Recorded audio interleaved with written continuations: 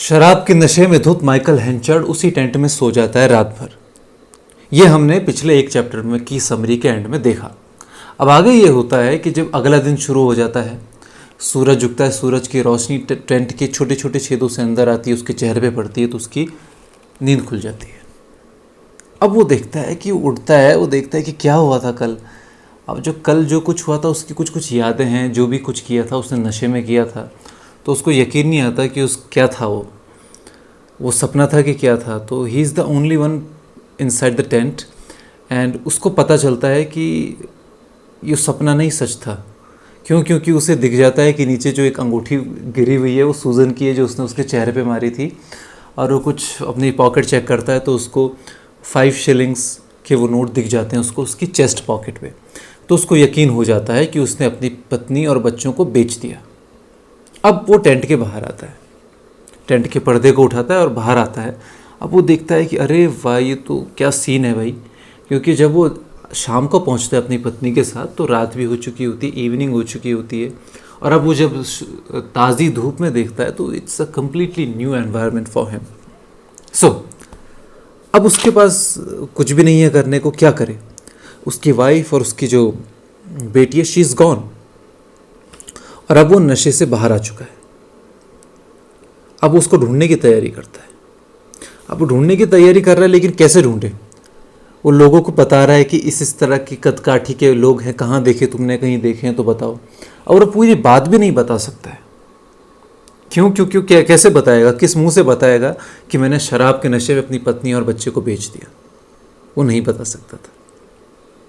अब उसके दिमाग में ये सवाल आ रहा है कि कहीं मैंने अपना नाम तो नहीं बताया किसी को। ये उसका कैरेक्टर है कि वो अभी भी यही सोच रहा है कि उसका नाम ना ख़राब हो जाए। लेकिन फिर उसे पता चलता है कि उसने अपना नाम बिल्कुल नहीं बताया। अब वो आगे की कोशिश शुरू करता है, लेकिन उसके दिमाग में विचार चल रहा है कि मैं तो नशे में था, लेकिन मेरी बीवी तो नशे में नहीं थी। वो तो रोक सकती थी मुझको। शायद वो वही चाहती होगी कि मेरे जैसे आदमी के साथ वो टिकना नहीं चाहती थी, इसलिए वो मौका ढूंढ रही थी भागने का। इस तरह के विचार माइकल हेंचर्ड के दिमाग में आ रहे हैं कि वो पहले से ही चाहती थी कि वो माइकल हेंचर्ड को छोड़ के चले जाए। नेक्स्ट, अब वो एक काम करता है, जब उसको थोड़ा गुस्सा शांत हो जाता है तब वो और आगे चलता है तो उसे दूर एक गांव की छतें दिखाई देती हैं। गांव में जो घर होंगे उनकी छतें दिखाई देती हैं और दूसरी तरफ एक चर्च की दीवार। वो चर्च के अंदर जाता है और जो वहाँ पर बाइबल रखी रहती है उस पर अपना माथा टेकता है और कसम खाता है कि मैं माइकल हेंचर्ड इस 16 सितंबर के दिन मैं ये प्रण लेता हूँ कि अगले 21 साल तक मैं शराब को हाथ तक नहीं लगाऊंगा। ये प्रण लेता है अगले 21 साल तक।